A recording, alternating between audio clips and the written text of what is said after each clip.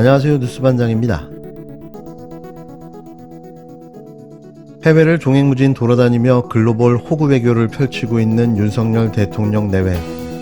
안에서 새는 바가지가 밖에서 안 셀 수 있을까요? 국내에서도 김건희 일가의 범죄 사실이 또 터져나오며 김건희 씨 오빠이자 윤 대통령의 처남이 불구속 입건되는 사태가 벌어졌습니다. 윤 대통령 장모 최은순 씨가 구속된 지 얼마 되지 않아 또 처남마저 기소된 건데요. 오죽하면 윤석열 검찰 독재 공화국 아래서 말이죠. 검찰도 보다 처음 본 거죠. 이는 일가족이 범죄 패밀리라고 볼 수밖에는 없는 겁니다. 윤석열 대통령 처가 게이트 그 막장의 끝은 어디입니까? 윤석열 대통령 처가의 양평 공흥지구 특혜 의혹과 관련 검찰이 대통령 처남이자 시행사 실소유주 김모 씨를 불구속 기소했습니다. 경찰이 송치한 사문서 위조와 행사 혐의에 공무집행 방해 혐의를 추가 적용해 재판에 넘긴 것입니다. 검찰은 김 씨가 개발 부담금을 줄이려는 의도로 공사비를 부풀린 위조 서류를 제출해 양평군의 행정 업무를 방해했다고 판단한 것입니다. 지난달 말 현직 대통령의 장모가 법정 구속되는 초유의 사태가 벌어졌고 이번에는 처남이 재판을 받게 됐는데도 대통령과 대통령실은 침묵으로 일관하고 있습니다.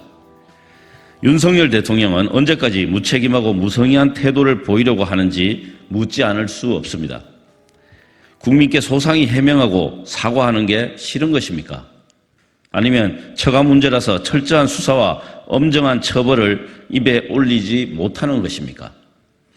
지난 대선 기간 불거진 공흥지구 특혜 의혹은 양평군청이 공흥리 일대 2만여 제곱미터 개발을 맡은 윤 대통령 처가 소유 회사의 사업 시한 연장, 개발 부담금 감면 등의 혜택을 줬다는 게 핵심입니다.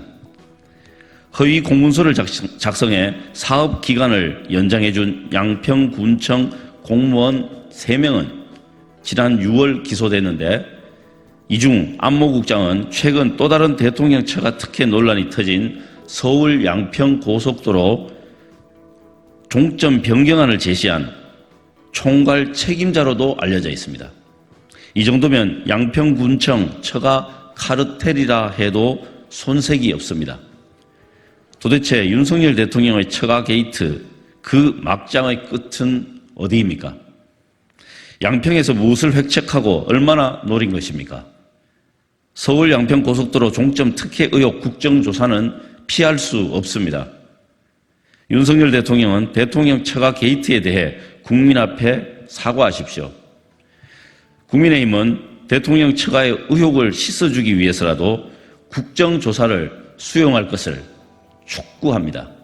더불어민주당은 19일 윤석열 대통령 처가를 둘러싼 양평 공지구 개발 특혜 의혹과 관련해 윤 대통령 처남 김모 씨가 불구속 기소된 것을 두고 윤석열 대통령은 대통령 처가 게이트에 대해 국민 앞에 사과하고 국힘당은 대통령 처가의 의혹을 씻어주기 위해서라도 국정조사를 수용할 것을 촉구한다고 밝혔습니다.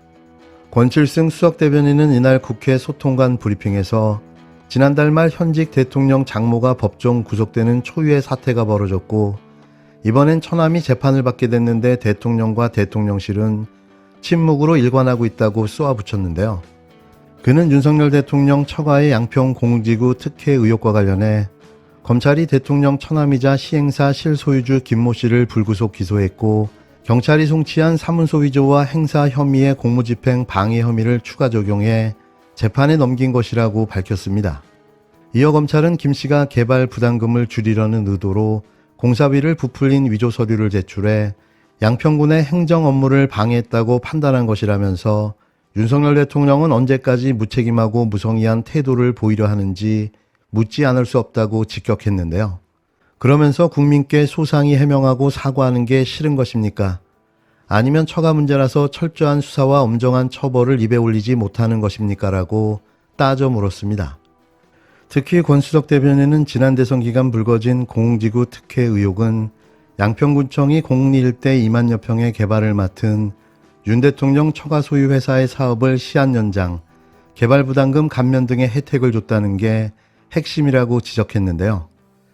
이와 함께 허위 공문서를 작성해 사업기간을 연장해준 양평군청 공무원 3명은 지난 6월 기소됐는데, 이중 안모국장은 최근 또 다른 대통령 처가 특혜 의혹이 터진 서울 양평 고속도로 종점 변경안을 제시한 총괄 책임자로도 알려져 있다며, 이 정도면 양평군청 처가 카르텔이라고 해도 손색이 없다고 주장했습니다. 권수석 대변인은 도대체 윤석열 대통령의 처가 게이트, 그 막장의 끝은 어디입니까? 라면서 양평에서 무엇을 획책하고 얼마나 노린 것입니까? 서울 양평 고속도로 종점 특혜 의혹 국정조사는 피할 수 없다고 밝혔습니다. 제 생에 이런 대통령과 일가족을 보게 될 줄은 꿈에도 몰랐습니다.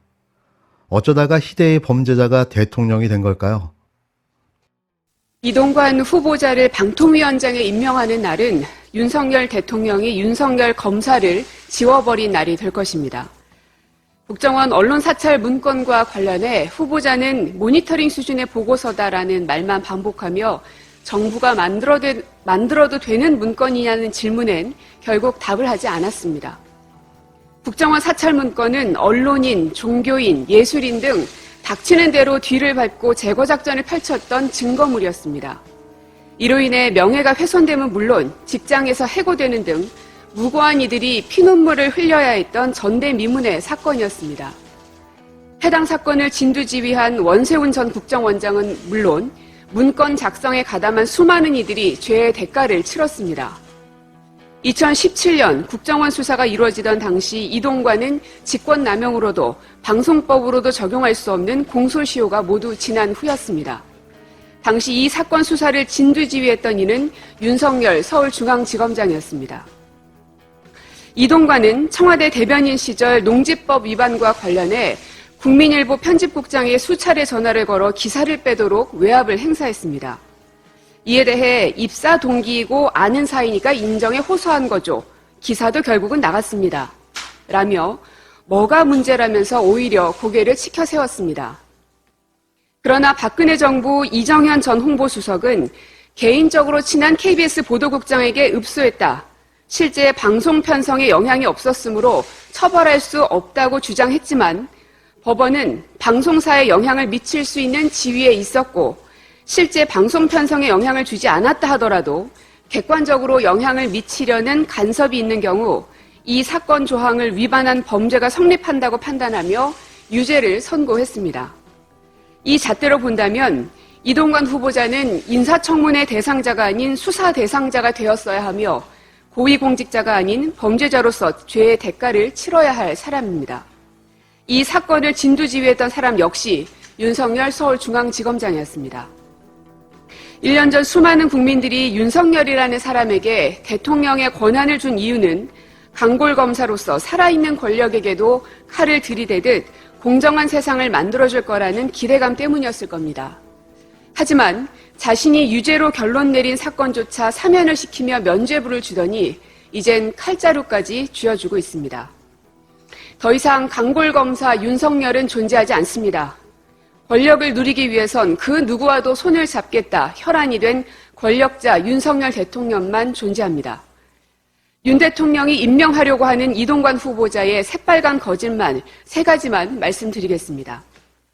첫 번째는 언론장악 관련입니다. 국정원 언론장악 문건에 대해선 그간 본 적도 보고받은 적도 지시한 적도 없다는 태도로 일관했는데 청문회에서는 말이 바뀌었습니다. 오전에는 언론을 통해서 그런 보도가 나온 것을 보았을 뿐이라고 하더니 추궁이 계속되자 오후엔 그런 보고서를 처음에 한두 번 가져오길래 제가 갖고 오지 말라고 그랬다라고 말이 바뀌었습니다.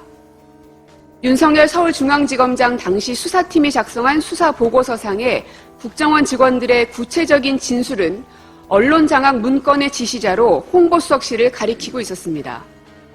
청와대 홍보수석실에서 요청했기 때문에 작성했다. 청와대 각 수석실 등 요청부서에서 제목 및 기한을 지정해준다. 수사보고서상의 국정원 직원의 진술이 거짓말이란 것입니까? 그렇다면 윤석열 서울중앙지검장의 지휘를 받은 수사팀이 부실 수사를 했단 말입니까? 두 번째 거짓말입니다. 학폭 관련인데요. 아들의 학폭 무마 의혹 관련해서도 아들의 1학년 담임 선생님의 주장과는 정면 배치됩니다. 1학년 때 화해했다는 주장은 사실이 아니고 후보자 부인이 아들의 생활기록부에 지각기록을 빼달라고 요구했다는 담임 선생님의 인터뷰 보도가 있었는데 후보자는 새빨간 거짓말이라고만 주장할 뿐 정작 담임 선생님의 참고인 채택에는 동의하지 않았습니다. 후보자가 떳떳했다면 검사가 생기부를 떼어보라며 자신의 주장의 진실성을 증명하려 한 참고인과 진위를 가릴 수 있었을 것입니다. 결국 부모의 지위를 이용한 학폭 무마 의혹도 해소하지 못했습니다. 오히려 지위를 이용한 아들 학폭 무마 의혹에도 당당한 듯한 태도로 일관했습니다. 세 번째는 부인의 인사청탁 의혹 관련입니다. 후보자 배우자가 인사청탁과 함께 2천만 원을 받았다가 돌려준 시점도 후보자와 인사청탁 당사자 간의 말이 다릅니다. 후보자는 다음 날, 이 부분 다시 하겠습니다. 후보자 배우자가 인사청탁과 함께 2천만 원을 받았다가 돌려준 시점도 후보자와 돈을 전달한 당사자 간의 말이 다릅니다. 후보자는 다음 날 바로 돌려줬다고 밝혀왔는데 청문회 당일 돈을 전달한 당사자가 언론에 한참 뒤에 돌려받았다라고 밝혔습니다. 돈을 전달한 당사자의 말이 사실이라면 이동관 후보의 해명은 거짓이 될 뿐만 아니라 인사청탁과 함께 돈을 받았다가 청탁대로 인사가 이루어지지 않자 뒤늦게 돈을 돌려줬다는 것으로 뇌물수수에 해당됩니다. 이번 인사청문회를 하며 후보자의 뻔뻔한 태도에 경악을 금할 수가 없었습니다. 위증하지 않겠다는 선서를 하는 인청에서조차 오전 오후 말이 바뀌는 것은 물론 증언자들의 말을 폄훼하며 아나무인이었습니다. 이동관 후보자의 임명은 결국 윤 대통령에겐 거대한 늪이 될 것입니다. 발버둥 치면 칠수록 빨려 들어가 다시는 밖으로 나올 수 없는 늪 말입니다. 임기 중 최선의 선택이 아닌 최악의 선택이 될 것을 윤석열 대통령은 잊지 마시기 바랍니다.